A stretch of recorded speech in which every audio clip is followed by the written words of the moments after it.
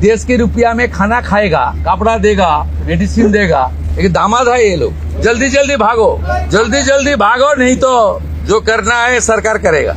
আমরা বলে দিয়েছি যে বাংলাদেশের অবৈধ অনুপ্রবেশকারী তাদেরকে কোর্টে পাঠানোর কোনো দরকার নেই, আইনে নেই। সরাসরি পুলিশ নেবে এবং বিএসএফ এর হাতে হ্যান্ডওভার করবে। বিএসএফ এর যা ভারত সরকার বাংলাদেশ সরকারের সঙ্গে আছে এগ্রিমেন্ট, তাতে বাংলাদেশি প্রুফ করে হ্যান্ডওভার করে দেবে।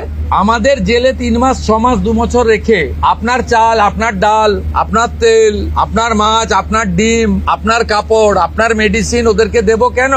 এটা তো ভারতীয়দেরই ক্ষতি হচ্ছে, আমাদের রাজ্যেরই ক্ষতি হচ্ছে। আইনটা এতদিন ছিল ভোট ব্যাংকের স্বার্থে, কেউ বা কারা ব্যবহার করেনি। আমরা ভোট ব্যাংকের বাইরে গিয়ে দেশের স্বার্থে, রাজ্যের স্বার্থে এই আইন কার্যকর করছি। देश के रुपया में खाना खाएगा, कपड़ा देगा, मेडिसिन देगा। एक दामाद है ये लोग। जल्दी जल्दी भागो नहीं तो जो करना है सरकार करेगा।